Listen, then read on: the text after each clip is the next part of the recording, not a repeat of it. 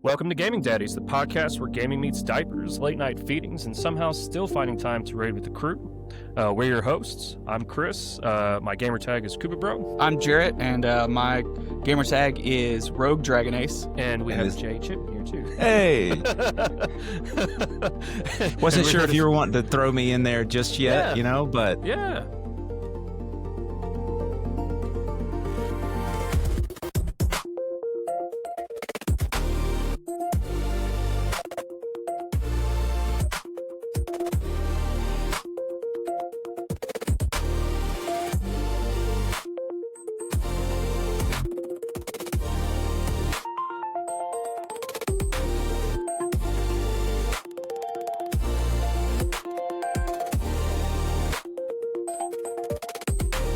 My name's Jay Chipman, and gamertag Elon Rye on the Xbox gamer tag. Not much of a PlayStation guy. You can hold that against me later. But... You're forgiven. It's fine.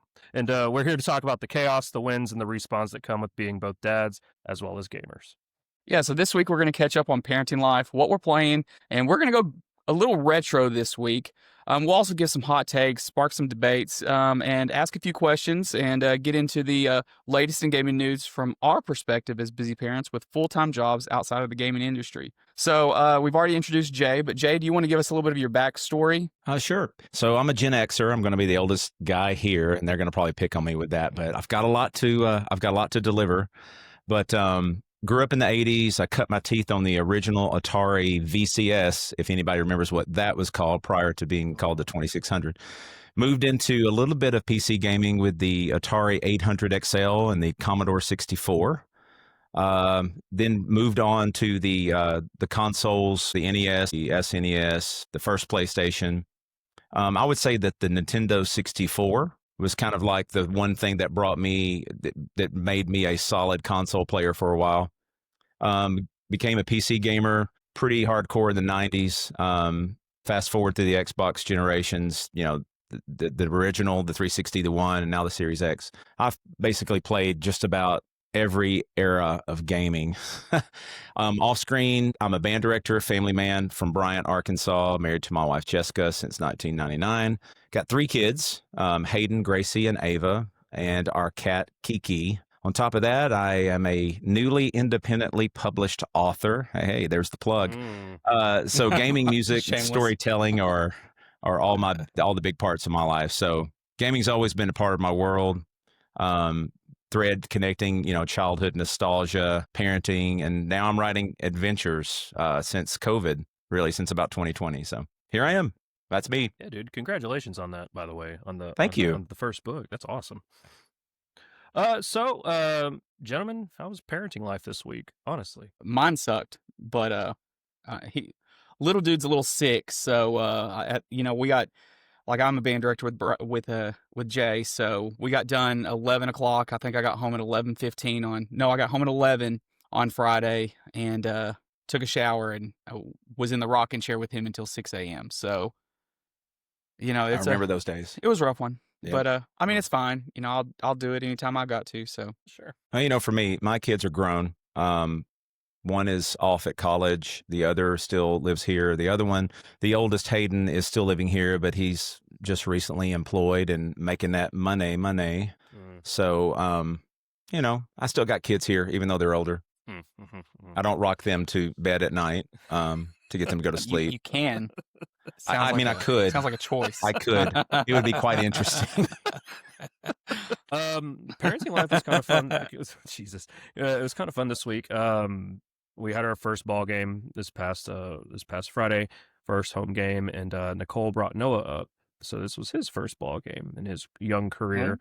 And the way our stands are set up is like we're in one of the end zones, and then we have our stands, and then there's the fence line, and then boom, there's the field. So that's where I hang out. And then Nicole came in, and she brought Noah, and he hung out there up front with me, and he was asleep. Like, he was like maybe 15 feet away from the drum line, and they're just playing, and band's rocking in the stands, and he's just sleeping through the whole thing. Like, he's weird. He's a weird one. But he's been pretty good. Haven't had the having to stay up late all night with him yet. There's been times where he's waking up in the middle of the night, and it takes a few hours for him to kind of get settled back down. And he really he's like in this phase of really wanting contact all the time, and like that's how we get him to sleep, is by holding him a lot and all that stuff. So but he's been fun. He's smiling a lot. He is smiling a whole lot. And so we just got back from trivia, because at the time of recording our podcast, it's a Sunday evening, and the wife and I get together with some friends, and we go to Lost Pizza here in town, and we play music match trivia. And we've been taking him with us, and he sleeps through most of it a lot. But tonight he was kind of awake, and so I'll be holding him, and like they'd be playing a song like while they're tallying scores, and I'll just making him like do stupid dance moves and like hand waving and things like that, because that's what you do with an infant child. You make him do silly, ridiculous things, and it's a lot of fun. But no, he's been pretty great. Nothing crazy. A lot of contact napping and holding and smiling and just pooping a lot. I don't know if I mentioned, I think this happened this past week. We've had our record now for outfit changes is up to 4 in one day. Oh, there you go. Cool. Yeah, 3 during the day while I was at work, and then come home within about 2 hours. It's time for the 4th outfit change. So it was pretty cool. We were burning through his inventory of stuff. So Yeah. yeah, that was parenting life this week for me on our end. So let's check in with what we're playing. Let's check on some current progress on games that we're currently trying to kind of get through. I have 2 in the tank right now. Been playing Super Mario 3D Land on 3DS. I started that a couple weeks ago, and I think I'm on end of world 3. I'm getting near there or something like that. Just finished my first water level on there. That kind of sucks. It's very fun platforming, but of course it is, because it's a Mario game. I mean, that's like the standard. The only thing I don't really care for about this particular title is that it was very much designed for the original 3DS, which had the 3D slider on it, and on the 3DS XL, it doesn't have that 3D slider on it, or a way to change to a 3D mode. It's like perpetually in 3D all the time, and with that, it's like it has these weird isometric like camera angles, so it makes jumping like certain platforming segments a little difficult to figure out unless you do the whole watch the circular shadow thing beneath Mario to kind of plan your jump or whatever. But so far I'm giving that one a 9 out of 10, because it's Mario. You can't really dislike Mario too much. And then I'm working on Octopath Traveler on Switch, and at the last save point I'm like 9 hours into it, and this is my second attempt through this game. I have 3 of the 8 party members. I don't know if you're familiar with this particular title or not, but it's like a JRPG to its very, very core, like from the turn-based combat, to exploration, to management of inventory and like equipment and all that good stuff, and grinding and things like that. It's really, really quite fun. And what I like a lot about this game is that any subsequent playthrough you can do, like you can start with whoever you want, and each party member has their own backstory and has their own storyline that progresses through the end of the game, that I think they all link up at some point. But like you start with one, then you go and recruit one, like a different one, and like you can choose from the remaining 7 who you want to travel and go and meet and all that stuff. And there's a lot of reading. That's the only thing I don't. If you like the whole reading thing, then this is for you too. But there's lots of exposition. But each character is unique in that they have their own classes. Of course, I start with a swordsman because I'm a physical melee type player and all that. And then you have your healer, apothecary, you have your merchant, your thief, different classes like that.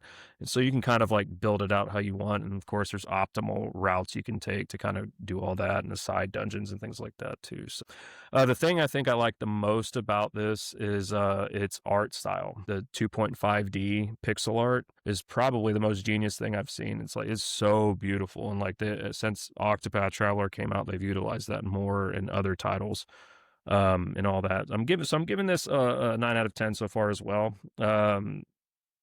Solely, and it's not a 10 for me right now, because the side quests are probably the most weird thing to figure out, because you when you get to the point where you can start taking side quests, you can talk to these villagers, these characters, and get them, but then like it doesn't put a map marker on them, so you can't really track the quest. You kind of have to take their text and like kind of figure it out, kind of, if that makes sense. And so yeah, that's really, really what I get for that. Combat system's really cool. Implements a weakness a thing. You have to kind of figure out different enemy types, weaknesses, and attack it that way. And it has a break system. So if you attack them X amount of times, it breaks their shield, and then they become stunned for 2 or 3 turns, and they take extra damage that way. So anyway, that's what I'm giving Octopath Traveler on Switch. What about you guys? Yeah, well, I mean, Well, just to feed into Octopath Traveler too, I really liked it. But like you said, now mine, I would give it probably a 7 out of 10, just because it is a novel. There's so much reading with it. So if you're not ready to read for 90% of the game, then it's not going to be a very fun game. But other than that, I liked it. I couldn't stick with it. So, but anyway, Jay, what were you going to say?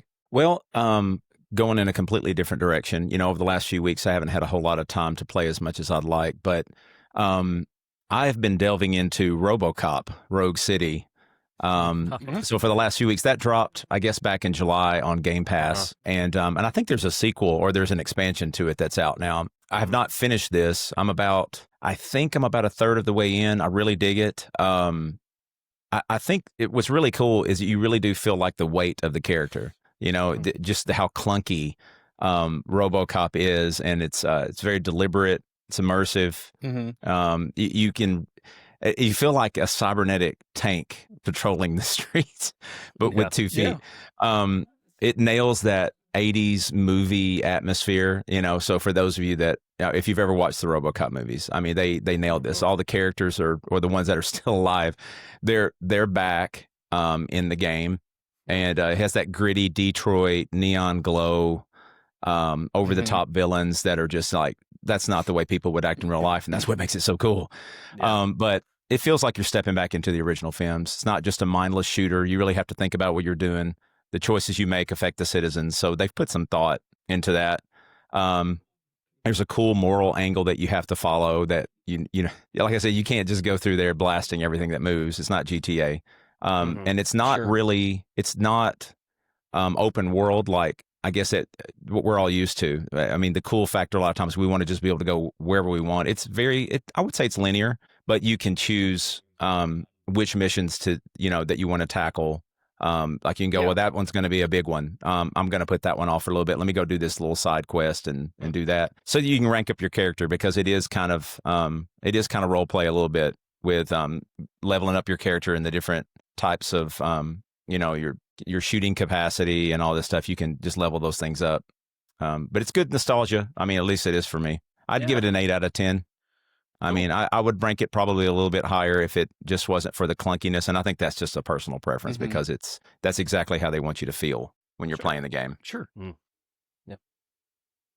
Nice. Man, RoboCop, I'll have to give that a that's shot. a film I haven't seen in a minute. I need to go back and revisit. They're the That's cheesiest such a good thing movie. but they're the cheesiest thing you'll ever watch. I mean, sure. almost everything from the 80s, it's like watching Karate Kid. I mean, you just go like, right, who's really the bully here? Is it really Johnny? I don't know. I've had that argument with my own family over that before. I'm going like, Johnny's the cool one, even though this has nothing to do with RoboCop.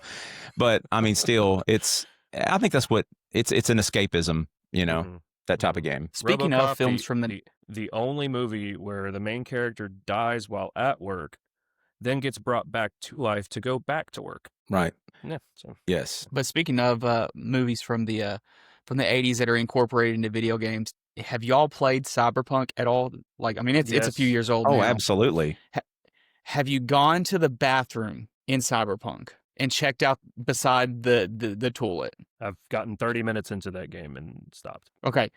When you're in the toilet, on the shelf are the 3 seashells. Oh, if my you don't gosh. remember what that's.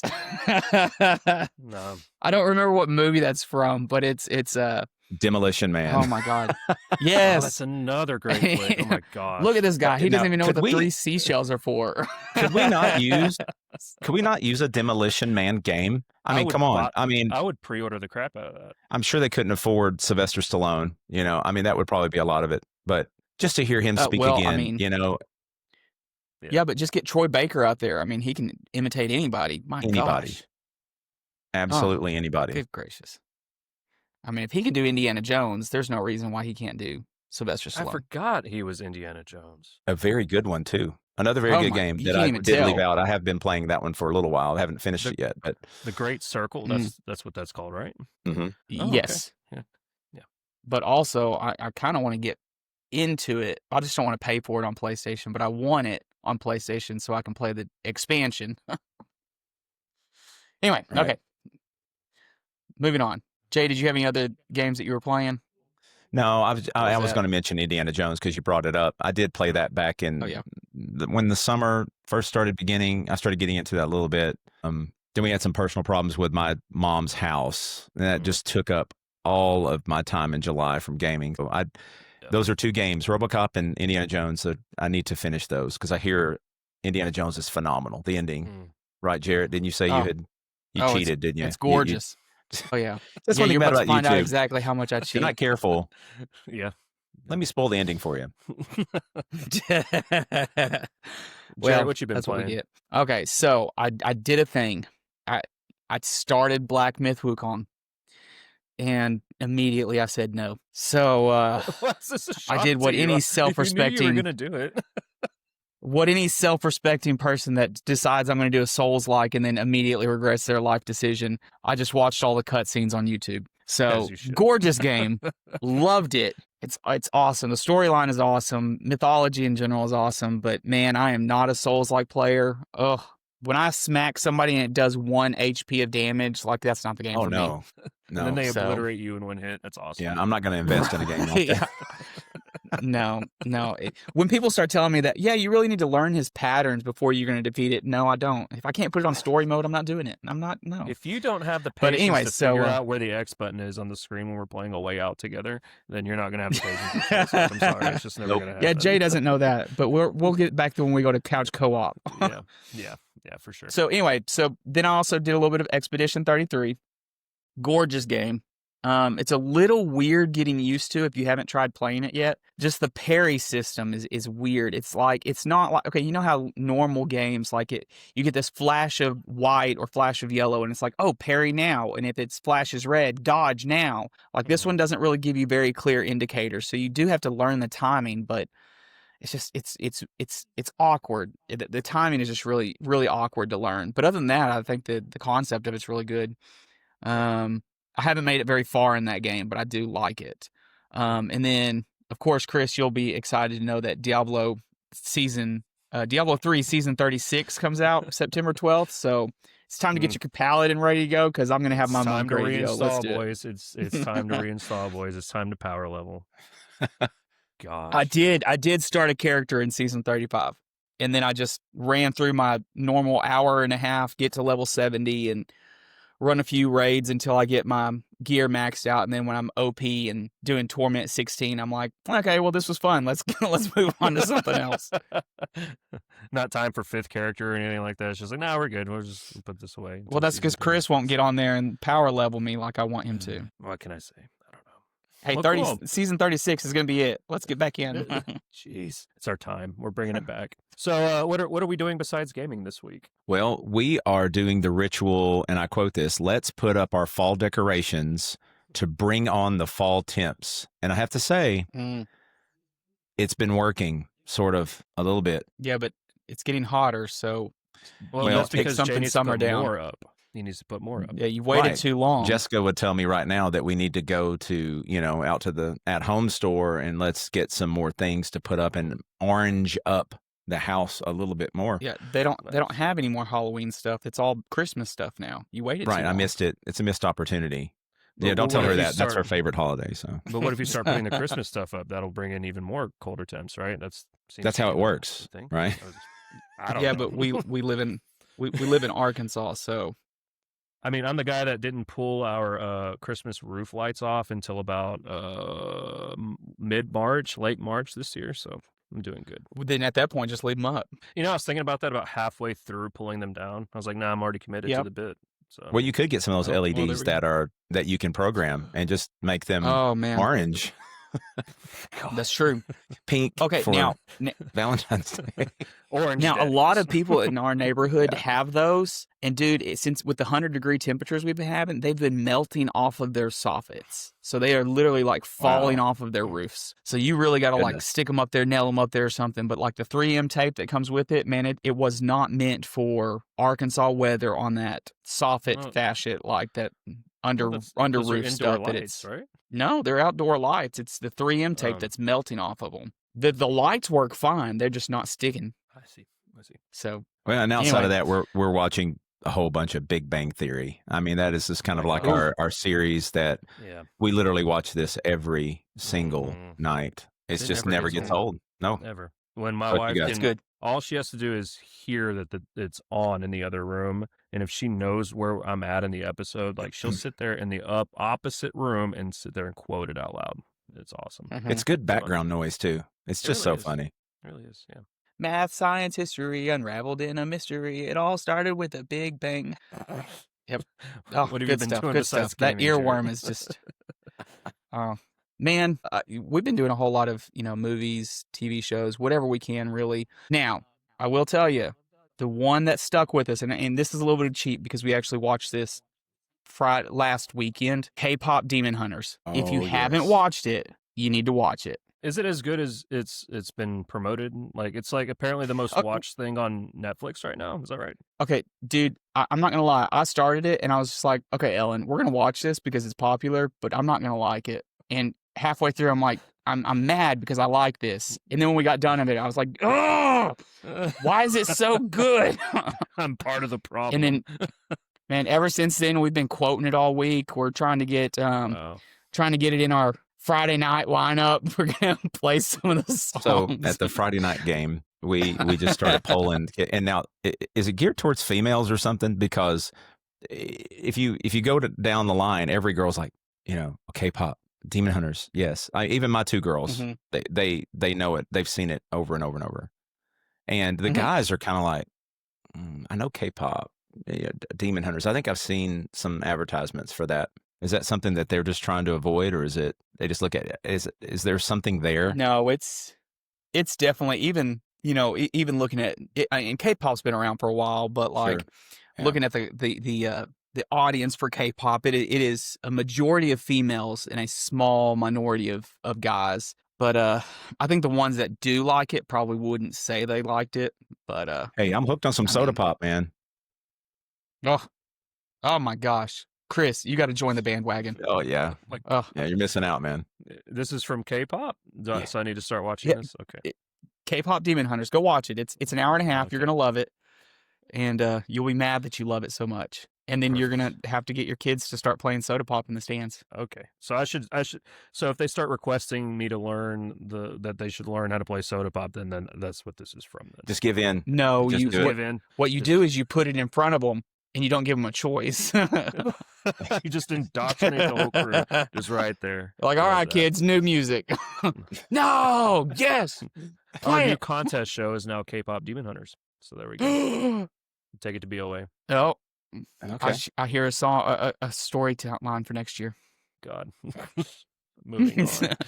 What else you been doing? All right, let's I mean, that's basically it. We watched with the BioShock storyline of their production, the development team. I was just like, you know what? I can't remember what the story, how it all ended and how they tied things up. So we watched the BioShock storyline and just kind of how they piecemealed it all together. So that was really cool. That was really interesting.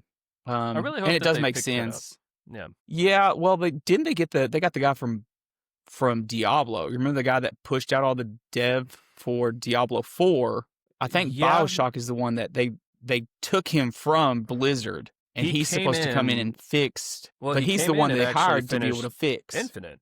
Yeah, and he's the same guy that finished out Infinite and got it to where it needed to be before they pushed that one out. And Infinite was really, really good from what I remember. But are they the ones that brought him back? Are they the ones that bought him from Blizzard? Yes, I want to say yes. So I mean, if anybody's going to do it, it's going to be him because he turned Diablo 4 into. I mean, I would have played Diablo 4 either way, but Diablo 4 came out swinging. So I mean, obviously he knows what he's doing. Yeah. So hopefully that has a bright future in the next 6-7 years before we even see anything about that games.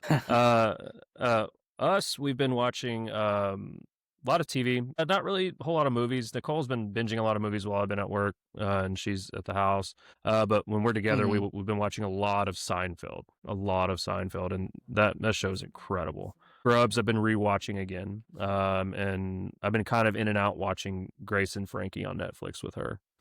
Of course, I'm a big WWE guy, so I've been getting my weekly content on that. That's just ritualistic stuff. And today they had a PLE in Paris, and one of the tag teams that came out actually were sponsored by Borderlands 4. And so like Oh, cool. Their Tron entrance video is like Borderlands 4 like stuff, like the Psycho on the Psycho mascot, and like their gear. Mm-hmm. They had the Psycho light up masks on, and like full decked out like outfits that the Psychos would wear in the game. It was really quite cool. So That anyway, is cool. and I've been catching up on my comic books. I'm a big comic book nerd. I read a lot of Marvel and DC, and I've been I do my weekly visits like Sheldon does, comic book night.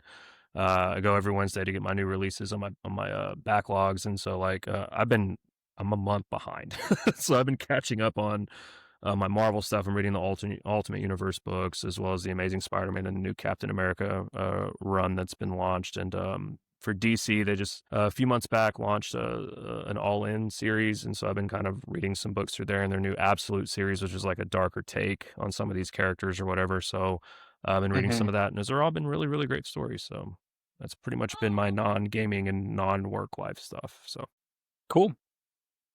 Well, let's turn the gears here a little bit, and we're going to start a new segment. Mostly, I'm just going to be asking questions, and we'll just see kind of where your ideas are in. We'll see where they fit up. These are all kind of gaming or parenting questions. So just kind of give me your opinion, give me your takes on these questions, and then if I've got something to add or something interesting, then I'll kind of add it at the end. But anyway, we'll go have Chris start with these questions, and then same question we passed over to Jay. All right, let's get started. All right, Chris, what's the best game to play when you only have 10 minutes before the baby wakes up? my personal picks is honestly going to be Mario Kart Tour on mobile. It's a fantastic Mario Kart game, and like you can pretty well just play that with one thumb. It's really cool and engaging, and it's quick tracks. It's nothing crazy. You can run a cup nonstop in probably like 5 minutes or so. Not a big deal. Pokemon TCGP, the trading card, not the trading card game that they just released not that long ago, is also really cool. Matches don't take that long, about 5 minutes or so. Balatro Yeah. is a really cool roguelike poker game, and I have that on mobile, Switch, and PS5. So really, I can just pick up and play whenever. And Yahtzee, talked about that last week. Nicole and I play Yahtzee back and forth. And really any OG Mario, like the old school Marios or like the old school Donkey Kong games, you can pretty well in about 10 minutes play a couple of levels and then set it down and then go deal with baby. Sure. Jay, I know this doesn't really apply to you as much, but if you just had like a short segment, let's say you got 10 minutes before your wife gets done getting dressed and ready to go out the door, what would be your 10-minute game? At 6 o'clock in the morning. Let me see. I mean, I probably don't have a whole lot to contribute there. I mean, as far as I'm not an early morning gamer, Uh-huh. I'm more of a late night guy. As opposed to now here lately, not morning or late night. The older you Yeah. get, I will say.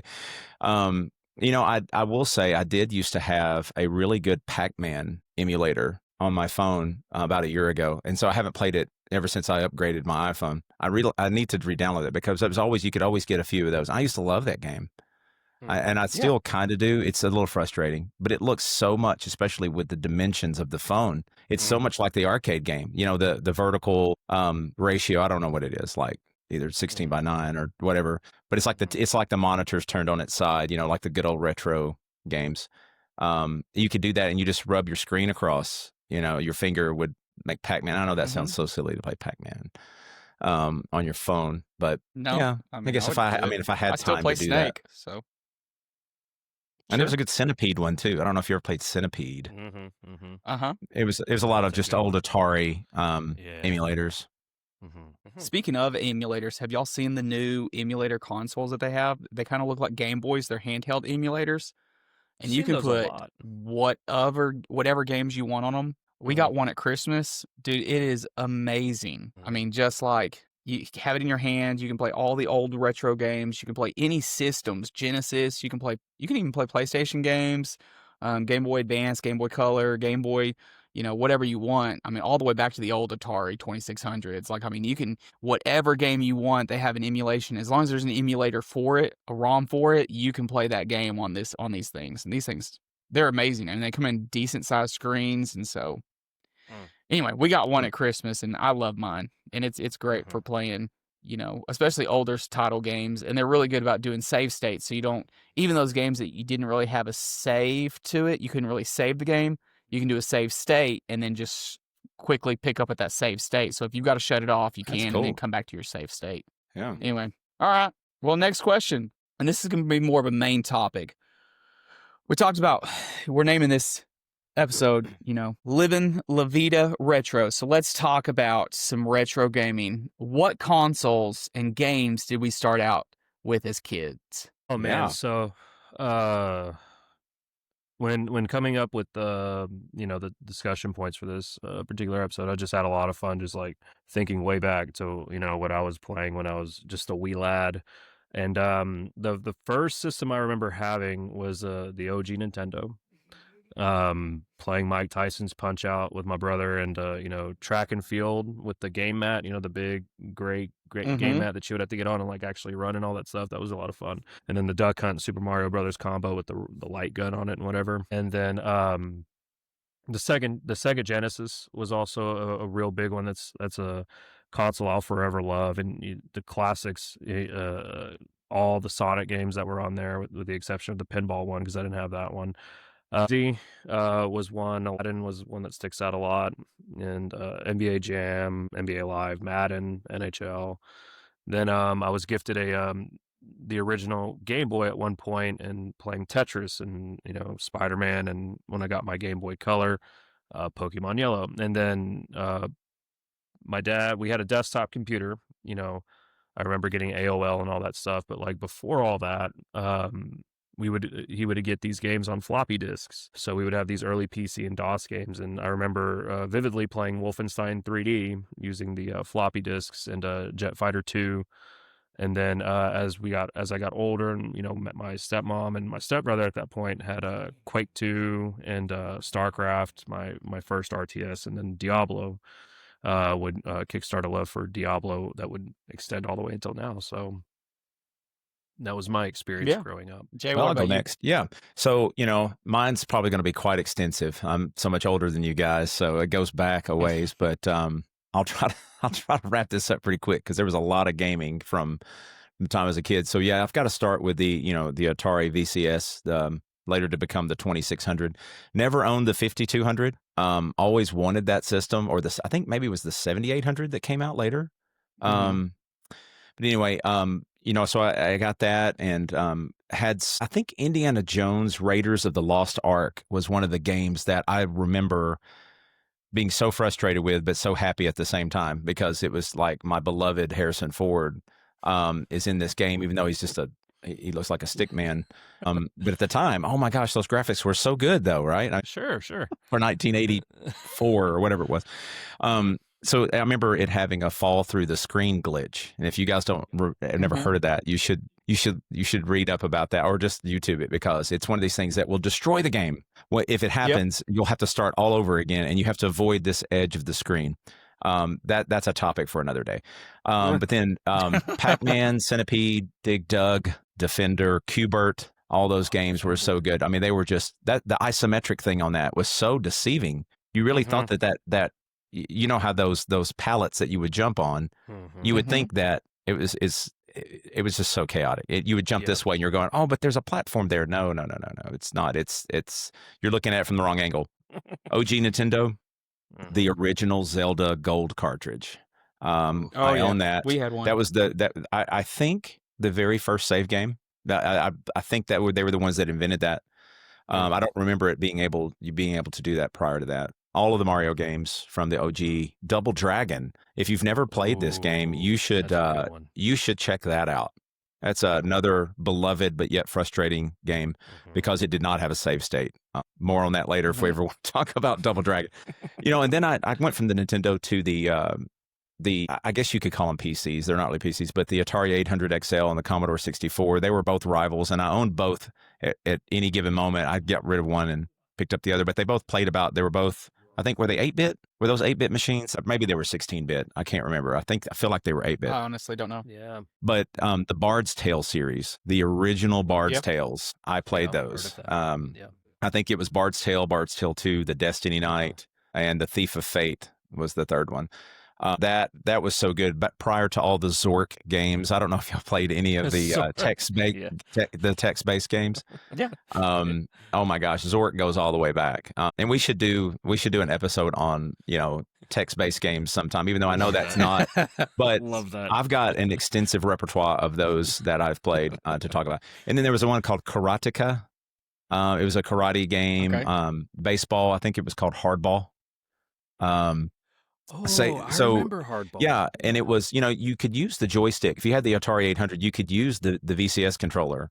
You could plug that into the back of the Atari 800 XL because it would take cartridges. Now they wouldn't use the same ones. You couldn't use the VCS cartridge in the 800 XL and vice versa. And if I remember correctly, Commodore didn't have the cartridge at all. It was floppy all the way. You had to have floppy disks there. But then I moved to the Sega Genesis. Had the Sonic the Hedgehog. That was just like in its glory days. NBA Jam. I think I saw that you played that, Chris. Yeah. Was that the one with you say he's on fire? Yes. Wasn't that the game? Okay. Yeah. And Madden. I love sports games on the Genesis. It played so well. They really compared did. to the Nintendo games. I mean, I liked those games on Nintendo, but they just didn't hold up as well as the Genesis did. The Sega got it right. Then PlayStation 1 played the original Resident Evil on PlayStation, and that was when a friend of mine talked me into playing that game with the lights out. If you've never done that, well, today's standards, it would probably be extremely lame. But oh my gosh, and that was the first one that I could actually hook into my stereo system, and have real nice speakers to listen to, was the original PlayStation. And then PC stuff, I'll just try to make it quick. Wolfenstein 3D, Quake 1 and 2, StarCraft. I played Diablo 2, the Wing Commander series. If you've never heard of Wing Commander, or if you've played Wing Commander, the original floppy, like 10 floppies maybe, or multiple CDs. Say insert CD 2 to continue the game. The Wing Commander, and back in the early 90s, it was mind blowing for the time. They weren't just space shooters. It felt cinematic. You had branching storylines, and you had consequences, whether you won or lost. There was these tiger-looking things called the Kilrathi, and they the graphics were. I mean, I guess they were tigers. I think later on, you could tell they were tigers. And Mark Hamill, believe it or not, is in, I think, the third one. That was when they started using full motion video cutscenes. I don't know if you remember that, in the early 90s, mid 90s. Like, we can't really animate this. We can't have you actually control the character, but check this out. We're going to throw in some movie footage of Mark Hamill, of all people, the star of, I think it was Wing Commander 3.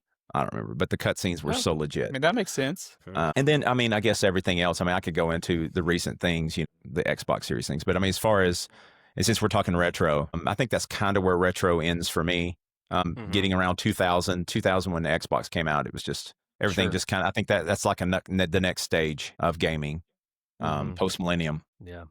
I think like since you had brought up Wolfenstein again, like I don't know why this sticks out so clearly, but Wolfenstein, and I believe the original Doom and maybe Quake had like the base game was episode 1, but like when you beat it would take you to this screen and be like, hey, you can buy episode 2 or episode 3 and blah blah blah, and it's like $20. You have to call a number and they like send you the next set of well, and sometimes it was already built into the game. You had to have a code. You would just have a code, and you would type in this alphanumeric code, and they were like, and I will say I never did that. Never.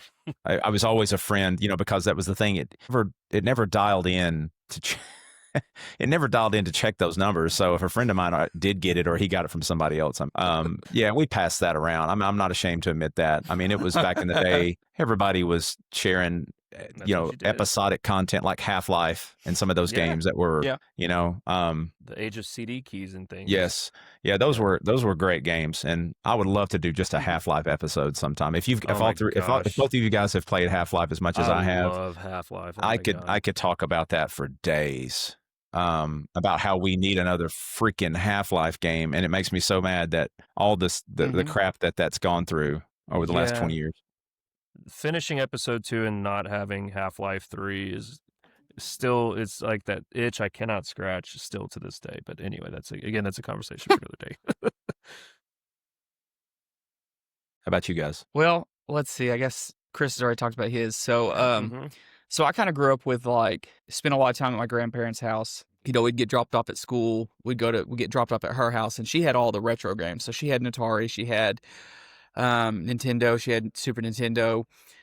So we had all the retro systems there, and then I had a friend at church that would have the Sega Genesis or Sega Saturn. So I got all my Sega side over at his house. So I'd go spend Sundays at his house, and we'd play those games over there. But I mean, just like you, I mean, I started with the Atari, and it kind of all blended together. It really wasn't a systematic approach. It was kind of like whatever we wanted to play, or there was all the cousins at the house. So like we had to go to the Atari while they were on the Super Nintendo, and so like we played ball, and we played Retro Bowl, and those kind of games on Atari. And then you go over to the Nintendo when we played old school Legend of Zelda. We played Duck Hunter, and then we get to Super Nintendo and we're playing Link to the Past. That was we spent hours passing the What a controller great back and game. forth on Link to the Yeah. Past. Mhm. Oh yeah. And then every generation that they've redone it or upgraded it, even on the Switch when you got the access to it, I still went back and I had to go beat it. That's one of those games that I'll come back to all the time. That's just that's one of your foods that your comfort foods that you just keep going back to. And then let's see what else it is. Super Nintendo, it was then you had your Mario platformers, Mario World 2, Mario Super Brothers. And then we went to, looking at the the Sega Genesis side of things, now you've It's got actually a great name for it, The The Segasus? Sega. Yeah, that's the Missed opportunity. then you got your Star Foxes, you got your I guess that was N64. But you got like your what was it? Castlevania, you got your Great game. Castlevania. Oh yeah. And then Oh yeah. Miss Pac-Man or the Pac-Man Adventures where you actually got to walk around. It was an RPG. Oh, I loved that game. So it wasn't like Pac-Man Wow. how you'd think about it. It was literally like you walked around a village and you did RPG elements. Really cool game. And then you got the N64 and that just took off, all the love of gaming. So you're talking about Ocarina of Time, Majora's Mask. And then, like you said, you kind of transition over into the early 2000s where we started getting into the PlayStation era or the Xbox era. But I guess if you're considering late 90s, that's where you got your Game Boy games. I was a big Pokemon gamer, so I would sit there in elementary school and I would pull out my strategy guide for Red and Blue, and I would sit there and read up on the chapters that I'm going to go home and play, and then I'll go home and I'll go play, my Red and Blue or my Pokemon Yellow and get to the next part, and then I'll go back to school the next day, finish my work really quickly, and then I'll go back and look through my guide, and that was the kind of nerd I was. So, and then once I got to the Final Fantasy series, late 90s, Final Fantasy VII started my addiction to RPGs, and ever since then, I was addicted. That's a whole episode on its own. Yeah, we should do an episode on just RPGs. That would be fun. Yeah. As far as PC games, like y'all said, Diablo. I think my favorite floppy disk game was Chippendale Rescue Rangers. That was my jam on floppy disk. Nice. I have no clue what happened to that game, but I should go find it. But anyway, that's kind of the long and short of mine. Yeah, man, I missed out on growing up. I missed out on some of these heavy hitter games when they first came out. Didn't play the OG Legend of Zelda. Missed Link to the Past. Missed the SNES just completely. Oh, I do remember getting the Nintendo 64 for Christmas when it first released. I believe that was 96, 97, and it came packed in with Banjo-Kazooie, and so played through that. That was a huge game for me. And then I did play Ocarina of Time, and that's just an incredible one as well. But never had experience with the Atari. I don't think my dad had or my brother had the Atari at all, so I never got that exposure to that as but some of these pivotal games, these landmark tentpole games, I just completely missed. Yeah, there's a few of them that we owned the Atari, but some friends of mine owned ColecoVision. I don't know if you remember Coleco or Intellivision. I think there was another one there. I mean, of course, there was Pong and all those games. That predates me, but I do remember the ColecoVision. I always thought the graphics on that machine were better than the Atari at times, and I don't know why. And maybe that's just being a kid at the time. It just felt like, everybody's got something greener. The grass is greener over there. Mm-hmm. Oh, they've got the Intellivision. That's so much cooler. It's because they just have different games half the time. Mm-hmm. Was E.T. on the Atari? Did you have that or play that, Jay? I do remember playing the game. I just don't remember if it was something I owned or a friend of mine, because that was a big thing. Riding the Huffy bike over to your friend's house in the 80s and going, hey, let's see what games you got, because we would trade games all the time. I would end up with a plethora of games that after years I'd go, whose game is this? I would look at this and go, I don't remember buying it. But then again, where's my Tron game? Mm-hmm. I bet I let somebody borrow, and we would never remember. I mean, it was just, I know when I finally packed all that stuff up, it just seems like I had maybe 45 to 60 games. I remember they built my grandpa built a nice little cartridge holder. It was velvet. It had all this nice little velvet in it and everything, and they would all just slide in there. They're just so neat. And I remember it being about half full. I don't know where they all went. Nice. They probably maybe worth, $5 a piece now. I don't know.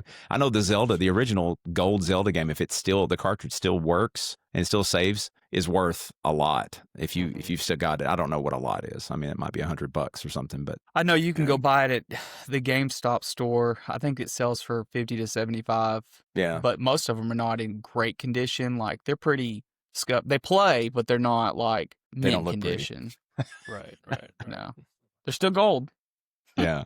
They were made out of that special gold reflective material too. Mm-hmm. So, all right. Well, that kind of takes care of our childhood. So I guess let's move on to the next question. So, Jay, we're going to kind of change this question for you a little bit. But Chris, what are you going to expose Noah to first? Man, I think it's gonna be a like how I experienced it. Like, let's get him in front of the OG Nintendo. Let's have him experience, Super Mario Brothers and The Legend of Zelda and all that kind of stuff, and then work our way to the Sega Genesis and get him all into the the Sonic the Hedgehogs and things like that, a Golden Axe, and all that kind of stuff too. I think for him it's going to be, let's take a trip through the ages and kind of work our way up into it. So is that going to be something that you kind of like, no, you don't get to play the Switch until you beat all of these systems? You must work your way through the entire library of each system. Yes, that's exactly right. Once you obtain the Master Sword. If you don't have a 90% pass rate, sorry, son, try again. How many forms of Ganondorf did you beat? No. Go back and do it again. Weren't paying attention? Sorry. You don't get to start the game over. You have to start the whole library over. You just have to run the gauntlet. It's so that you can continue playing the Switch and not let them play it. I'm just biding time, We're not boys. there. You keep playing that. Exactly. Okay, well, same question, a little different. What did you have your kids start with, Jay? So I started with Hayden. He was born in 2002. So that kind of puts us in the realm of just the original Xbox and the 360. Those two were pretty popular. We did a lot of, and I know that's, something we're going to talk about, couch co-oping, or as we used to call it, split screening, back then. But I would say that we played almost every single night. We would play Gears, Halo Reach, which is, oh my gosh, what a fantastic game that is. And then the Left 4 Dead series, especially Left 4 Dead 2. It's hard to imagine, a 5-year-old handing them a controller and the type of it's a very fearful game if you think about it. It's a jump scare game, 100%. The witches are the worst. Yep. So the Left 4 Dead 2, and then I'm not doing it. Army of Two. If you guys remember that game, the back-to-back, where I guess there was something that you had. I can't remember. That's been a long time since I've played that game. But all of these games that I'm mentioning, you were able to split. You could play them at the same time as opposed to having to play them on the internet back then. And Army of Two was it's probably, I saved that one to talk about for last, because that one, it required co-op. You could not finish that game by yourself, really. It required both of you to work together for a means to an end. and that one's still special. I want to say there was maybe 2 or 3 of those games. The Army of Two, there was only one. Oh, is there only one? Yeah. There's only one. Should have been more. 'Cause Well, that check game out was great. too. But to switch it up a Well, little and bit, if I had an opportunity to actually go back and maybe change things, just to rework the Mhm. question a little bit, I think I might have chose to expose him to the Nintendo 64 first. I think I would have liked to have experienced playing GoldenEye with him. Oh, Ooh. God, yes. And if that's a game, you should everyone should play that game on its rightful console, not emulation. Find it and No. play it. No. It's still- Now, you do know they're remaking GoldenEye, don't you? Oh Not gonna be the man, same. I don't know how I feel about Oh, that. I mean, it could be great. No. No. Oh, it's going to be great. No. It's going to be great. It's going to come out. Gosh. So is this it's going to good. be just They're a next remaking gen it. title? They just announced it at Games Fest this summer. So, yeah, it's coming out for the next gen titles. Okay. They didn't give a release date, but I figure probably within the next Well, 3 to 5 years. I mean, I'll give it a go. I think in 5-7 years, whenever it's completed. God, It's on the PlayStation Um, 6. don't. Well, I mean, I kind of agree with y'all, but then I'm also kind of, I don't know, like there's a lot of, Lego games, stuff like that. That's, newer stuff that I think for Ronan, I would like to go ahead and get in his hands and kind of get that maybe less nostalgia, more, there's a lot of advances in co-op play. There's a lot of advances in just 2 people being able to play together and being able to revive each other. You look at the way we did co-op games back in the day, and it was literally, once Mario died, then you pass the controller to your brother, and then he got to go until Mario died, and then you got the controller. And that was considered a co-op game at the time. So, or, in a best case world, you got to play as one of you got to be Mario and the other one got to Luigi, and then you just did fisticuffs over who actually got to play as Mario. So, to an extent, I agree. I would like for him to experience the older games, Donkey Kong Country, Donkey Kong 64, a lot of those games I think he would enjoy. And I do feel like playing newer games, you almost, once you're exposed to a new game, it is so hard to go back to the old games. Just from the graphic standpoint, from gameplay standpoint, once you get exposed to it, and like, I don't know if y'all have tried going back to an old school PS1 shooter, but before they figured out that you can use triggers to shoot and like square was your shooting mechanism, like it is so hard to play. Try going back and playing Perfect Dark or Perfect Dark Zero. Oh my God, you want to throw the controller across the room. So, I definitely think there's a quality of life aspect of, exposing them to newer games, and maybe not start with the PS5, but, a Switch would be a good opportunity, or, Game Boy, stuff like that. So I don't know. I haven't really settled on that, but I've got a few years till I have to make that decision for Ronan. There's always the saying of nostalgia for you is not nostalgia for others, probably. I mean, going back and you remember how awesome that was when you saw, the next gen, like the Xbox when it first came out. I mean, the very first one, it was just like, oh my gosh. And, and the same thing with the PlayStation. But yeah, kids today they can watch TV and see just better graphics on an episode of something as opposed to, you're going, oh, Dad, why do you want me to play this stupid block game? It's just like, it's not a stupid block game. It's not the way I remember it. It was so much fun. But I see your point. Yeah. So I don't know. We'll cross that bridge when we get there. I hope that he does not become an iPad gamer. That's all I have an opinion about. I want him to get used to consoles, PC, whatever.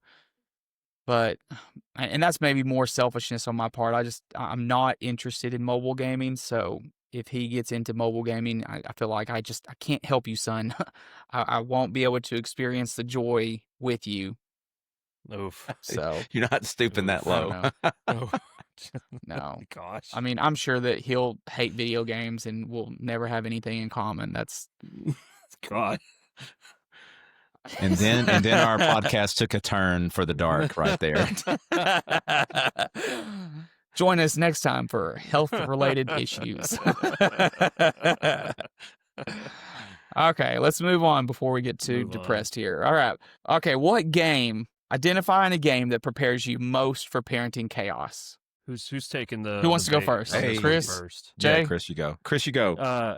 So any roguelike game, honestly, I feel like has prepared me a lot because it's roguelike games. If you ever played any of them, like Enter the Gungeon, Binding of Isaac, things like that, are just so chaotic, and like you have to make decisions sometimes in an instant, and like you have to kind of think 18 steps ahead, but then you're not 18 steps ahead, and like you're just kind of having to like make your build as you go and like do with what you got, like that kind of thing. I feel like that fits into the parenting life very, very well, because like you can have a plan of attack like when your kid's here and all that stuff, and then suddenly like things just take a hard left turn, and you're having to like pivot and change things on the fly.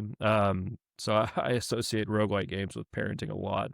The Sims is also a good one. Not sure about I recently saw a meme of a Sim parent on a computer, but the baby was on the floor and like on fire. I don't know about all that. But You mean that's not supposed to happen? Apparently not. No, that's the Incredible oh my Sim. God. That's Jack Jack. Yes. Jeez.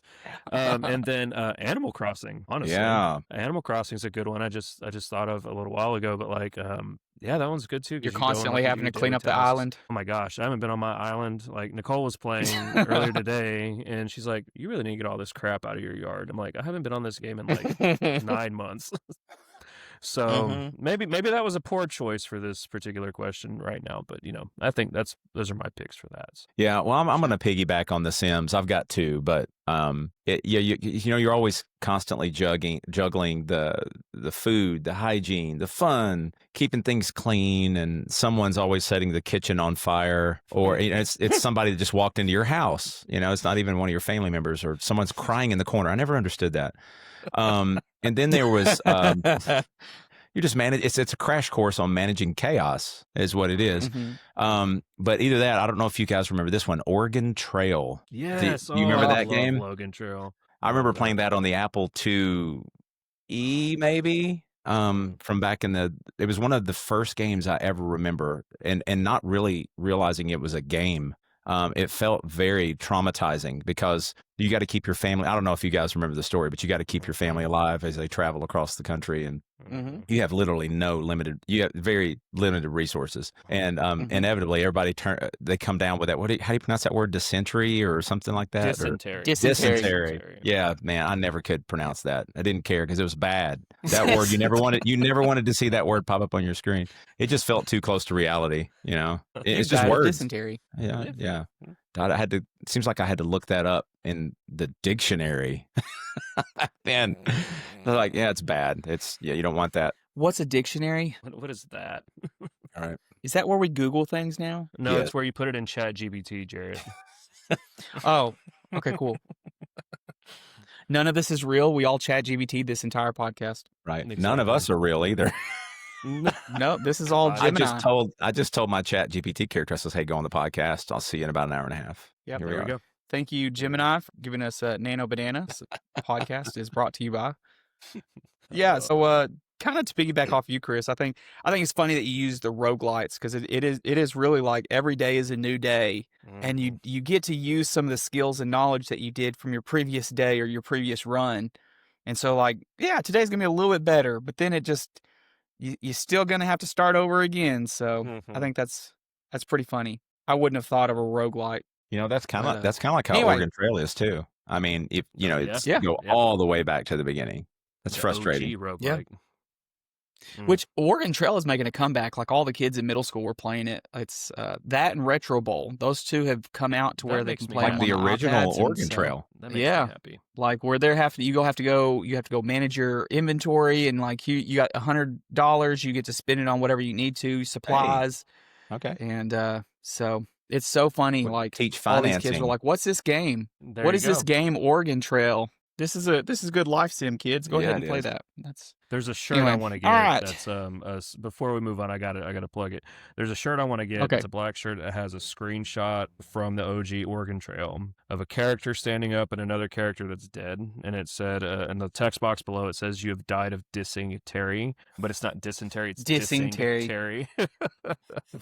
Anyway, I thought it was funny. I got to get it. wow. It'd be funny if you had like a text bubble above the guy standing up, and it's like, "My name is Terry." Yeah. All right, next question.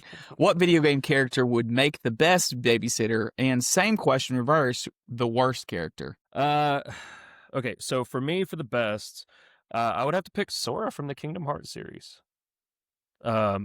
If you guys are familiar with that, he's very happy go lucky. He's also a great fighter, uses magic, all that stuff, fun personality. Plus he's friends with like Goofy and Donald and Mickey Mouse, and he can travel and like go to all these different Disney worlds and like hang out with those Disney characters and go on these fun little adventures. You can ride in a gummy ship and like the characters that manage the gummy ships are Chip and Dale and so what other characters would you want your kid hanging around with, like other than like the Disney and Pixar characters and things like that? So I think he'd be pretty good. Gonna get into a little mishap or whatever. But flipping that around to the worst, and I think without a shadow of a doubt, the worst babysitter would have to be Mario. Mario would be awful. That's true. Yes, he would. The princess, like that's the princess getting kidnapped is his career. Like it's like he does it on purpose. So why would I want to trust him with my kid? That's just me. I don't know, have you ever played Yoshi's Island? He's a terrible babysitter too. Well, look at the thing. Look at the kid he's babysitting. It's Mario. He knows.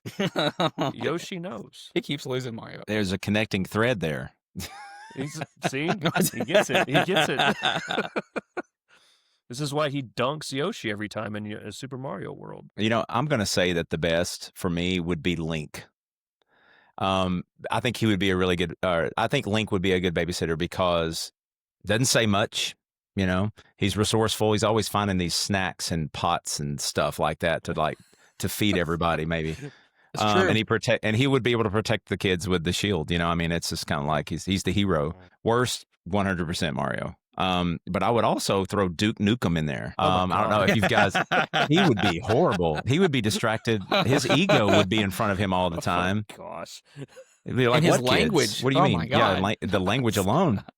And then, something silly like Pac-Man, your pantry would be completely non-existent after Pac-Man was there, Yeah. Nice.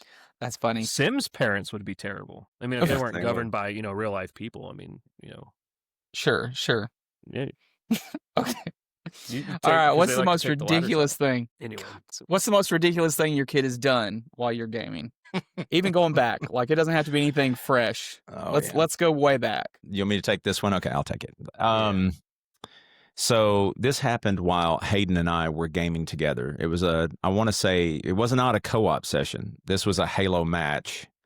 And he would always scream at me saying, "You're cheating. You're cheating." And I would always tell him, "How do you think I'm cheating? We're playing this on a console." I knew that there were ways to cheat on the PC. There was ways to get aim bots and things like that, but there was no way that there was any cheating going on here. I was just better than him. I'd put the whoop on him in a Halo match. I remember, and I kid you not, I still see it. It was one of our first houses when we lived in Hot Springs. He grabbed that controller and threw it down on the floor, and it just burst into pieces. I'll never forget this. And he was probably 5, maybe.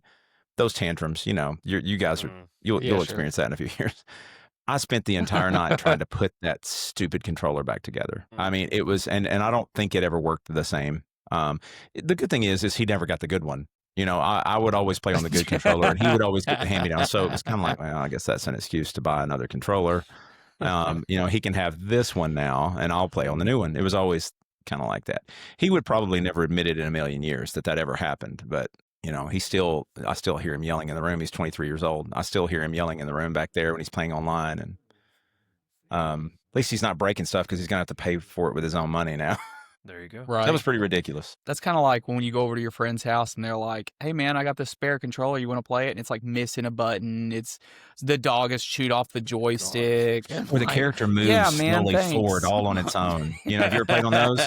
Like it's just kind of you're gradually moving forward. What the crap is this?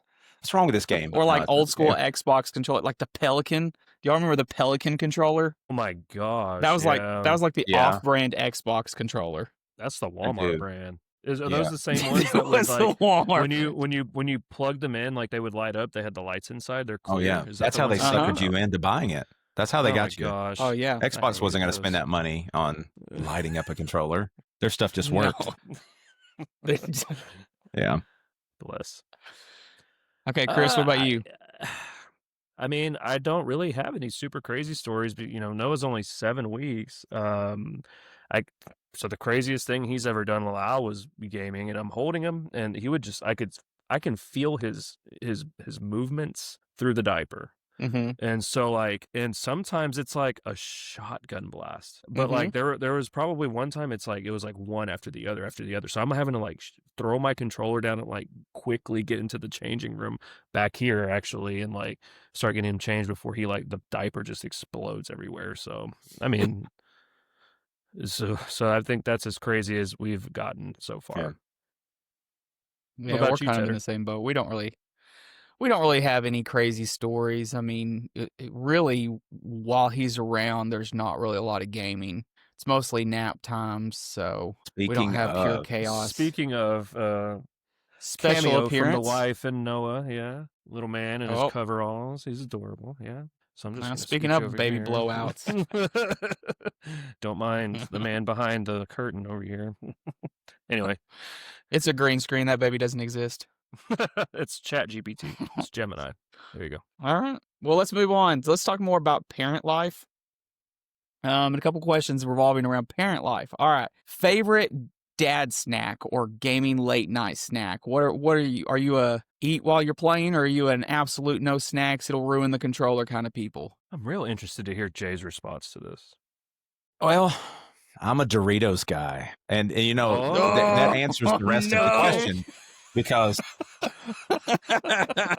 I mean, if you eat Doritos, there's no cleaning that. Mm-mm. I mean, now I will say I do have a rag. I have it nearby. I mean, but a rag. but it's just I mean, I love Doritos. I'm a sucker for Doritos. Sharon is splitting his size. God, he is losing it. Jarrett, you got to come over. I'll show you the controller. It's clean. It's very clean. Okay. Oh no! But There's orange stuff all over it. You got Cheeto not dust on my on your controller, controller. buddy. Mm-mm. This controller was white when I bought it. Yeah, and that's the reason why I don't buy white controllers. Oh my god! Black controllers all day long. Yeah. Have y'all seen the little tongue, the finger chopsticks that you can do for chips? We have Yes. some. We 3D printed them. Yes. So you Just put them use wrap it around. Here, I'll go get it. Hold You on. created this into existence, or the? Of course he created this. He cannot be unsupervised when he has his 3D printer. You just give him an idea. I hear him talk about it all the time. I've seen it. Yeah. I'm sure it's handy. He 3D printed a bust of Kratos. That's one of the first things he's did. Wow. How many spools of the filament that you need for that? That's ridiculous. Yeah, I threw the bust away because it was janky and it took a whole spool. Well, it wasn't my new 3D printer; it was the old 3D. Anyway, so this is it. Okay, so it literally you put your fingers in like this, and I just happen to have a controller here. So you're sitting here gaming, huh? And then you'd reach over, you'd get you a little snacky snack, huh? Like my little gummy worm here. Yeah, fingers weren't involved at all. And then you go back to gaming. Controller stays clean. Look at that. And the white controller stays white. Wow. Good grief. That's a marketing item that's ready to explode. First item on They've our got them store. on. There you go. Amazon. Gaming daddies. What did you call them? It has a name? Mm-hmm. All right, all you listeners out there, okay, we're expecting you to buy these when these go. Pre-orders start at $150. So. Yep, Gosh. you got to join, get legendary daddy status. So, Yeah. I like the chopstick thing, but I don't 3D print my own finger chopstick thingies that you have. I just if I use the chopsticks, I'm just gonna use chopsticks to do all that stuff. But anytime I'm eating, if I'm at the computer or if I have the controller in my hand, I have to have, Jay said, a rag or a damp rag or wet paper towels or something like that, and to keep my hands clean because I'm real particular about keeping that kind of stuff clean. But I love me some crackers and some chips, and a nice little personal hack that I like to do is getting some of those disposable plastic cups and putting trail mix in it, and then just eating it like that, just kind of pouring it in and all that. That way I'm not having to touch all that sugary stuff and get it all over my hands. And oh, bye Noah, bye, clean baby. But doing that and do the drink type motion from the cup for all that. Gummy worms. Mm-hmm. Use the chopsticks or some type of utensil to kind of help me out with that. But yeah, that's just me.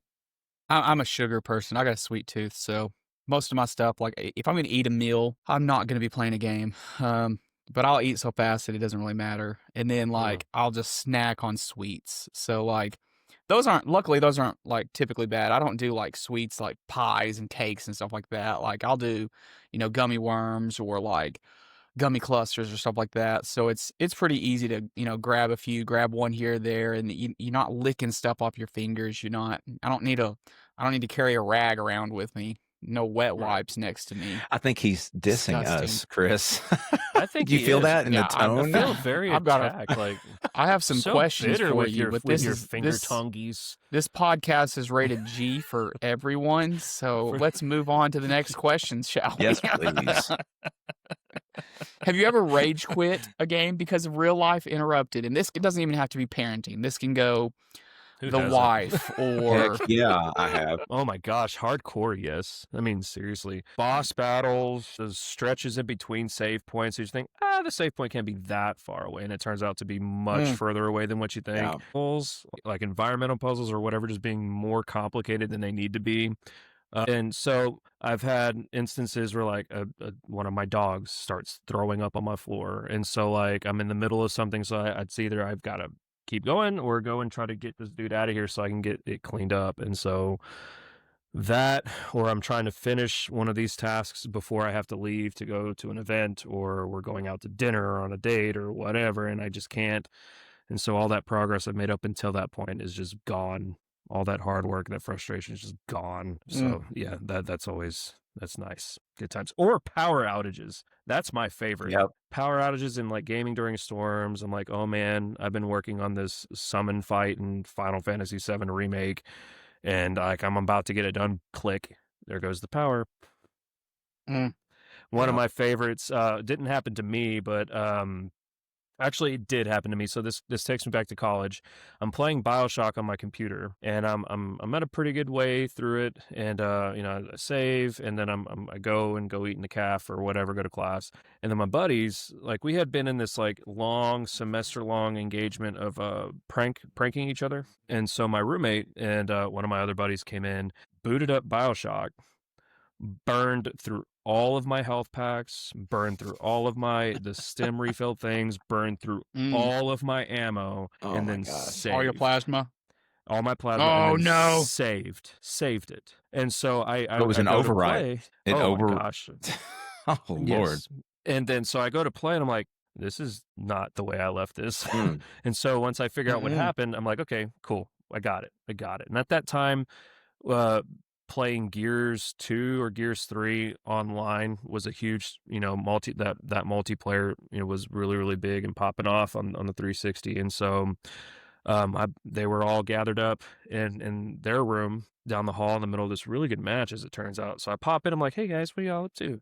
Oh, playing some Gears? Oh, that looks sweet. Nice kill. Click, and I turned off the system and walked out.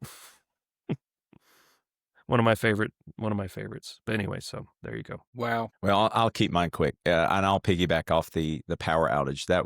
It was sort of unintentional. Rage quitting sometimes is intentional, but this one back in the in the NES days, without the saves, we had a power outage when I know I was that close to beating Double Dragon, and that is a long game for those that if you ever played that game and you want to go from beginning to end with no save states, it is a sit and finish it type of game, and that's the original all-nighters, type of game. And I'll never forget, something happened. I was at my grandparents' house because she was the one that owned my grandmother owned that one, and I remember the power going out, and I screamed so loud. I remember she ran in. She said, "Is everything okay in here?" I'm like, "No, everything is not okay."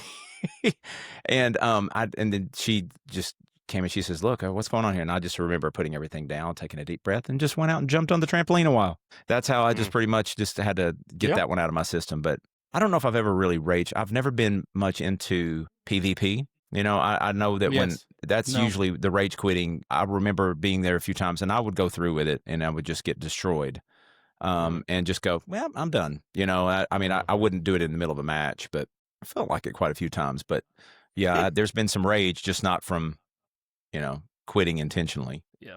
What about you, Well, Cheddar? No, I get that. Man, if it's Call of Duty, that's the only game that I've really rage quit. Now, I've gotten mad at games, but Call of Duty is just my Yeah. rage bait, and it's just rage waiting to happen. And not even just like you would think, oh, Warzone or multiplayer. No. When you're running through the forest and somehow I'm getting sniped from some dude that I can't see in the campaign, and I'm just trying to figure out where this stupid guy is, and I can't figure it out, and I'm yelling at the TV. Anyway, so You're getting riled up right now. I mean, this is serious. I can sense it. I can feel it. Can feel the at blood the pressure. PTSD. Yeah. Pretty sure Somebody that was like said Black Call of Ops Duty. 4 Oh or my something like God, that. that sniper. I hate Call of Duty. But then you'll play the new one when it comes out. No questions asked. No, He's pre-ordered the. I am not pre-ordered getting the Black one. Ops 7. No, You the say gold that. You edition, say right? that. $130. All right, guys. For time, let's go ahead and skip through. I'm going to do 2 questions, then I'm going to skip over to the end for us. All right, let's do which gaming franchise has stayed awesome the longest. Chris, take it away. Which gaming franchise has stayed awesome the longest? Oh man, Gaming franchise. That's a tough one. It comes down to Mario or Zelda for me. And if I had to pick, simply because I've played more of them in that particular franchise, it would be Mario. I've played way more Mario games than I have Zelda games, which is a crime in and of itself. But it's just, I mean, honestly, they're both just amazing. I mean, that's for me though. Jay? Fair. Well, I'll break Fair. it down in the top 3 because, I mean, there's been so many decades of gaming for me. And some of them I've played and some of them I've not. I would probably say that Zelda ranks up there pretty high. I would say if it's not the top, Super Mario. I mean, it's just cliche to say Mario. I mean, because it is. I mean, it is as good. Yeah. You can't beat it. But, I'm going to throw one in there that a lot of people probably don't think about is Metroid. Have you ever played the that's a good Metroid one. games? Oh yes, Yep. those are good. That I feel like is one of the most underrated games that are out there. I remember when that came out on the NES, I couldn't get enough of it. And that's another one like Double Dragon. There's no save game in that. So it's I think the later ones did. I think some of the later ones did after Zelda came out. But yeah, I would say Zelda, Metroid, Mario, maybe even Final Fantasy. I mean, that's a big one. And the funny thing is I've never played Final Fantasy because those are PlayStation games, right? Or most I got you. Early ones are I'm gonna bring my Super Nintendo. Yeah, I hear they're great. I hear they're fantastic games. But amazing. Yep. Speaking of Metroid, the new Metroid Prime just released in August. I have No, not didn't. played Nope, it sorry. yet. The last Thursday, one they September released was, 18th. That's when it's coming out. Okay. Metroid Prime 4 comes out in September.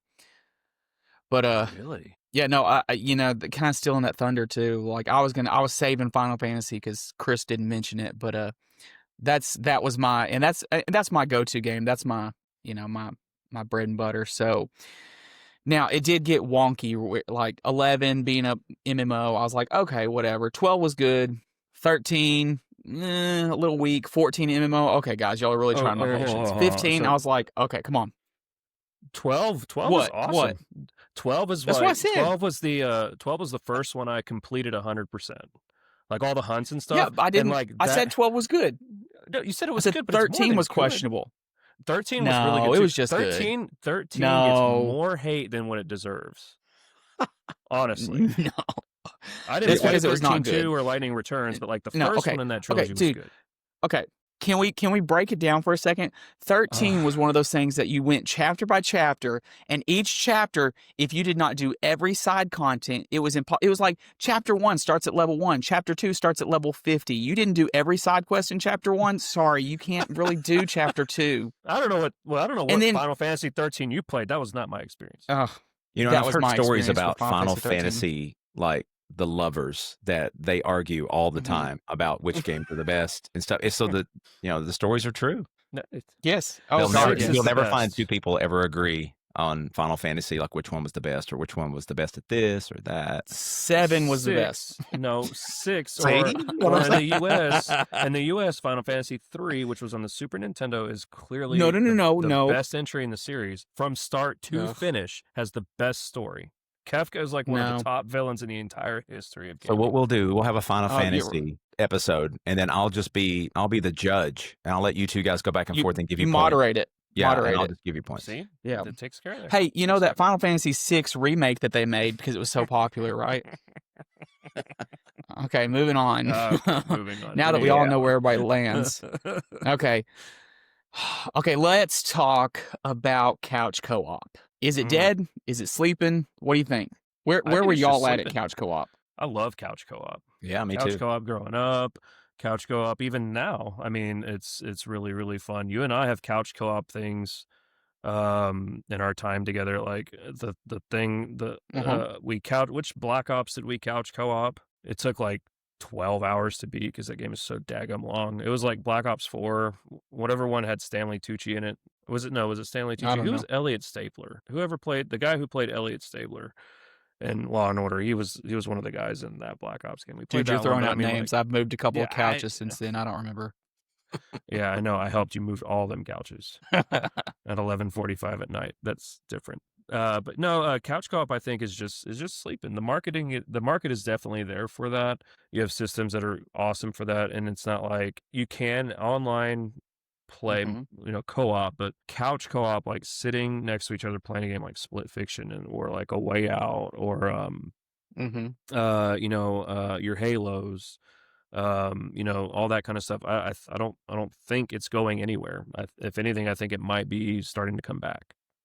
I've always loved it though. My girls love Split Fiction. I mean, they don't play it as much anymore, but it was nice watching them in their struggles together. It's like Smash Brothers. Everybody's in there and just like, no, go this way. We're it's fun watching as a spectator too. I mean, you always can, we're talking about doing this ourselves and playing with other people, but it's fun watching. Like I know my mom used to come in and watch us playing way back when, or our spouses. And it's just kind of like it's fun watching people get into that because it's a joy, and there's there's socializing going on too.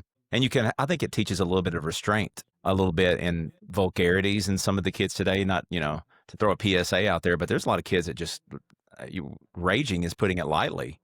The screaming and stuff about getting killed in a game or whatever, and I've lost my gold or whatever. I'm going, geez, it's not that serious, but maybe it is, I guess. But I know just the couch co-op thing, I think it teaches people how to work together, and it's just I don't know, it's a market that if it appears to be dead. PvP just seems to be running the gauntlet for so many years now that it's like finding a story mission in anything now is next to impossible. Yeah. And I mean, you have some that are standouts like Mario Party. Mario Party, while it's competitive by nature, you're placed in in some of these mini games that force you to be cooperative against another person or another team or something like that. So it's like it's kind of situational. Like you're co-oping with somebody you didn't think you would be, like, and you're having to work together. So I think that's really cool. Yeah, I think generationally speaking, you had this push in the early 2000s to do LAN parties and to do these couch co-ops and everybody in the same room playing, and that was the whole focus of you think of the Wii and their statement of can we play, the play on words for them. That was all about going to people's houses and being in the same living room and playing together in one of those areas. But then you start to look at the change of COVID and how even connecting externally through the internet, that was where you had your oh my god, we were talking about it earlier, the island, what's it called, Switch game. Animal Crossing. Thank you, Animal Crossing.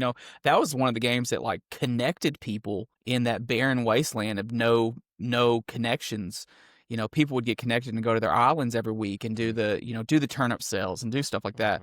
And so, I think there's always going to be a need for a co-op game.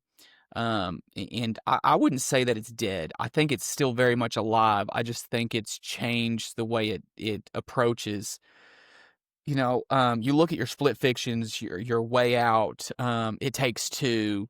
Those can be played either couch co-op or they can be played, across distance. You send them that. I think that the friend pass is such a cool, unique idea. Like, I bought the game, I'm going to send Chris a friend pass, and we can play this game together. So only one person has to buy the game. Right. But even but it still feels like if you've ever played with somebody, even distance, on the internet, when you play those games, they're made to play like a couch co-op game. So you still have a split screen. You still see what they're seeing the entire time, whether you're in the same room or not. So I think the systems are still in place and it's still very similar. But I definitely think Nintendo's keeping the couch co-op alive the longest. Yeah, I agree. But yeah, I would love to see a return to your Halo LAN parties or your, World of Warcraft, everybody come in together and put 17 laptops in a room and let's just go raid a village together, or, Those good times. what me and Chris would do, bring our systems together and let's go create another Diablo 3 character. That's exactly right. Yeah. So, Yeah. I don't think it's dead. I definitely don't think I don't think it ever will be dead, but I think No. it's definitely changed. It's So, sleeping. It's sleeping. yeah. Yeah. Sure. Let's call it sleeping. Sleepwalking every once in a while.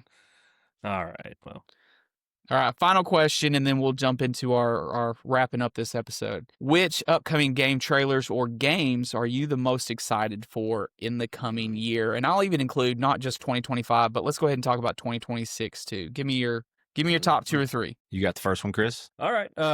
So Borderlands 4, we talked about this last week. Give me more Borderlands. Just give me more. Give me all the Borderlands, and I'm happy. This game isn't coming out yet. It's already out. Metal Gear Solid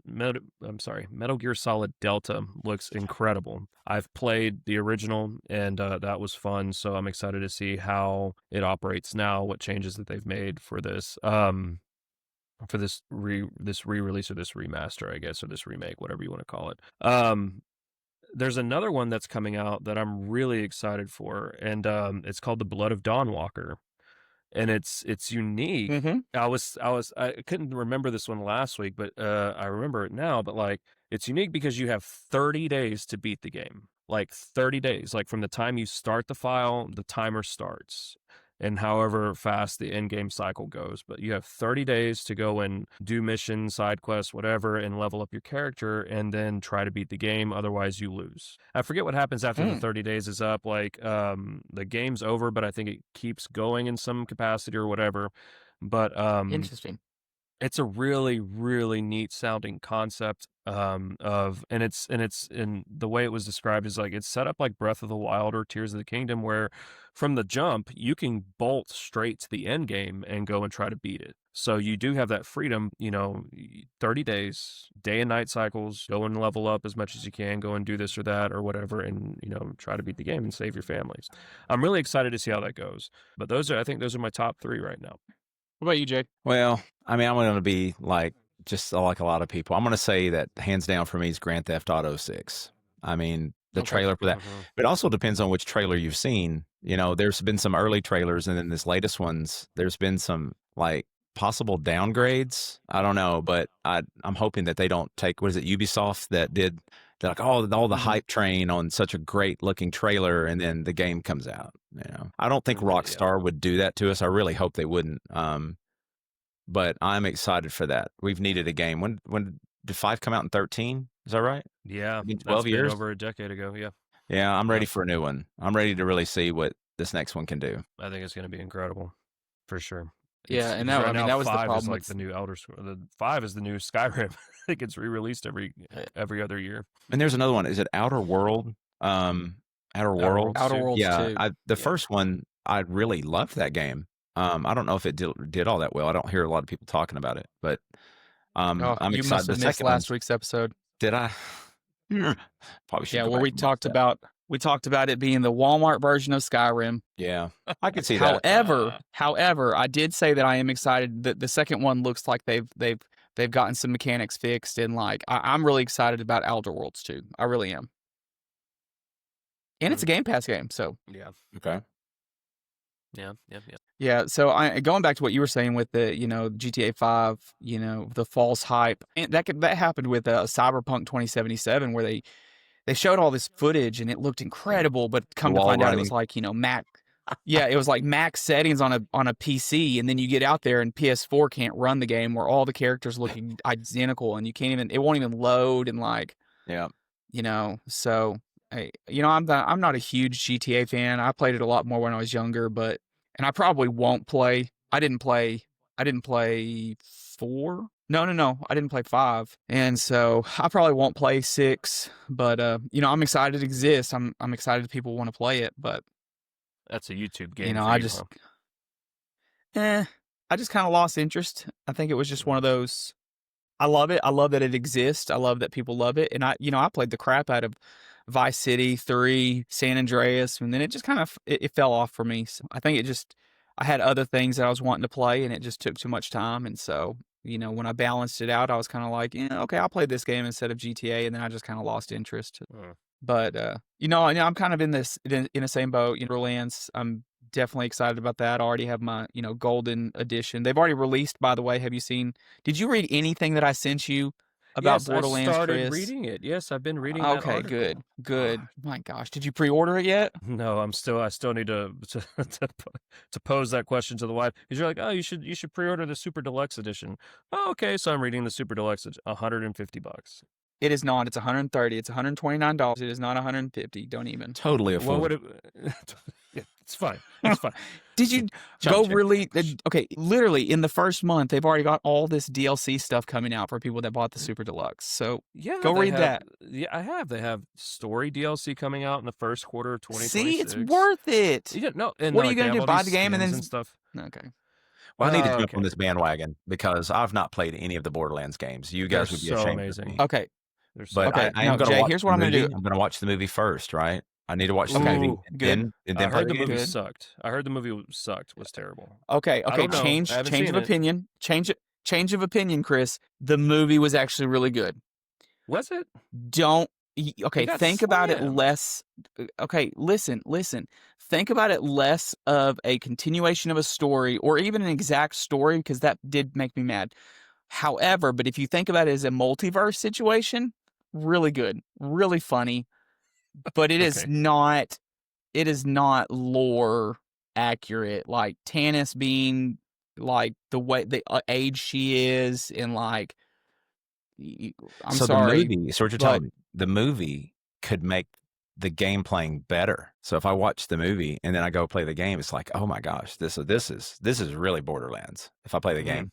Is that what you're saying? Okay, here's what's accurate. Here's what's accurate about the game, or accurate about the movie. Claptrap is just ridiculous for no reason. That's true.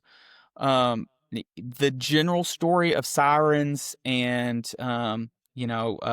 this wasteland. Everybody hates Pandora, but everybody's just trying to survive out there. The vaults being ridiculously hardcore, and like everybody thinks that there's some legendary treasure behind the vault. All of that is true, and you're fighting to get these keys to the vaults. All of that is true.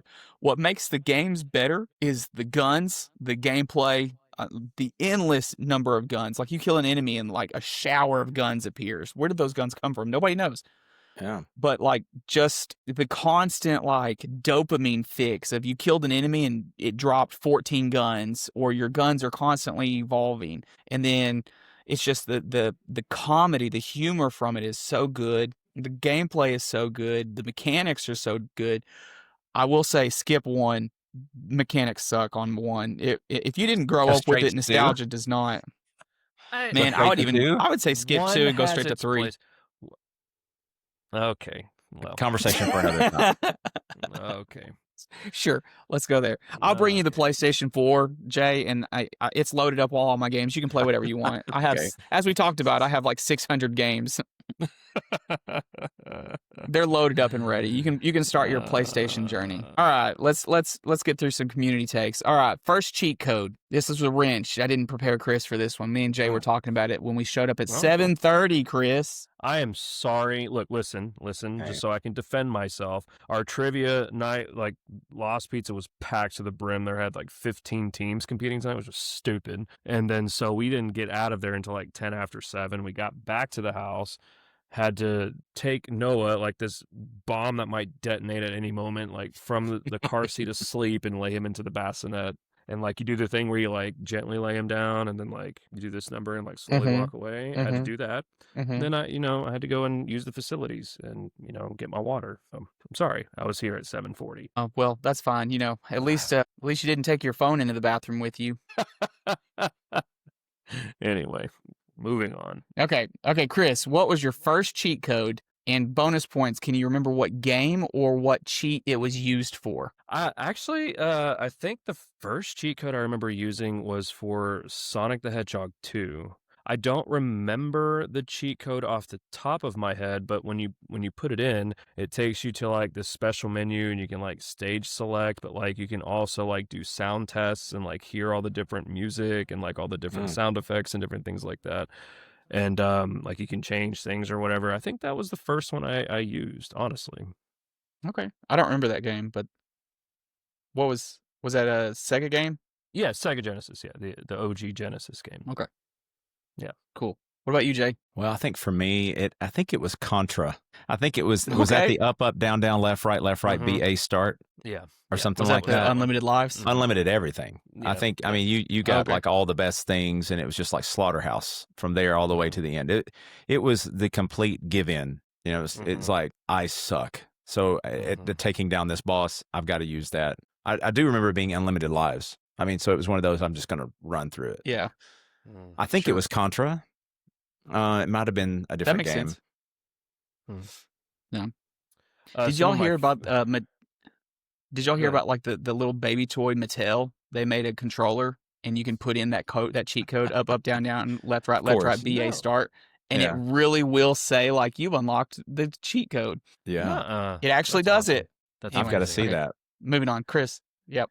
Some of my favorite cheat codes now, since we've broached the subject, are probably from like Warcraft and StarCraft. Yep. Like I forget the stupid phrases that they had for it, but like it like takes all the fog of war out, or it gives you unlimited money or whatever, and it like triples your spawn time for producing units and things like that. I think those are probably some of my favorites. I loved all of that. I loved the Command and Conquer games. I never used cheats for them. I didn't know there were cheats for them, but never played Command and Conquer. Those are such good games. Yeah, they are. Oh, dude, the Command and Conquer games are now on they're on Game Pass. No, I did not know that. But I'm Well, glad you told 3 me and that. 4 are on I still Game have Pass. one more day Yeah. off, So That's what Jay's doing tonight. What's Borderlands? Let's just go to Command and Conquer. right. Yeah.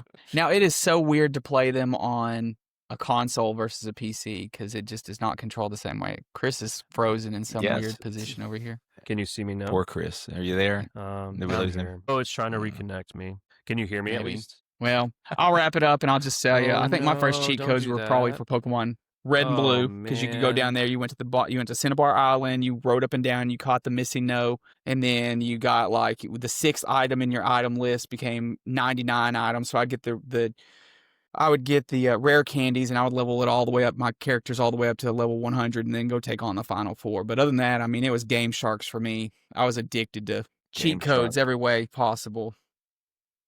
Yeah. Yeah, Game Shark. Good stuff. We got booted. I think we lost Chris.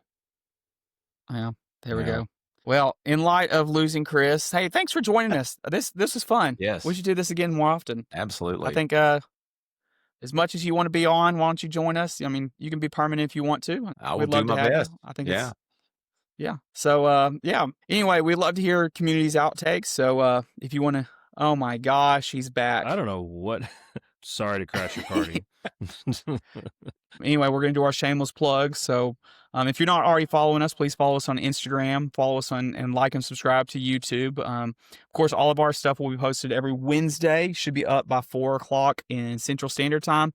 You can also just watch or listen to our podcast on any of your channels that you listen to podcasts. So YouTube, Apple, Spotify, Amazon, and just anywhere else that there's podcast. By all means, please give us a follow, give us a like.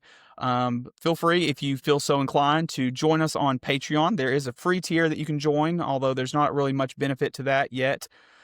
We do have several different tiers that we would love for you to join and help support our Patreon. Hopefully, kind of help grow our channel, but also help kind of grow our supplies, as we're young fledglings and we're all in the teaching world. So the more people we can join, the more quality we can bring you to our lovely podcast. And hopefully it makes some of our equipment a little bit better, and maybe make some comments better. But anyway, there's different levels. Go check that out. And whatever you can, please, by all means. But even just liking and subscribing helps us out. It helps us to know that you enjoy the content we bring to you, and just three dudes just having a chat and having fun. So, but also, please comment, engage. We'd love to hear from you. We'd love for you to give us your feedback and maybe throw some questions that you would love asked on the podcast on a weekly. So anyway, I think that's about all the time we have. Any final comments, gentlemen? No. Have a stellar week, boys. Well, hey, Honestly. check out my new book. Hey, now I just feel like I might as well plug it. I mean, I've wrote a couple stories and stuff, but the Night Owls. If anybody so chooses, I'd love for you guys to read it, or anybody that's out there. It's geared, it's young adult, all the way up to Gen Xers. So, well, Jay, do you want to plug in your Instagram account so they can go find you? Yeah, Instagram is just Jay Chipman, JayChipman. That the @ sign before that. And you can find me on Facebook just by searching for my name. It's not a big ordeal at all. Yep. So perfect. Yeah. Well, I enjoyed it, guys. We'd love to have you. And yeah. Let's do it more often. Absolutely. Sure. All right, guys. Well, have a good week. We'll see you soon. Bye. Thanks for joining us. See you.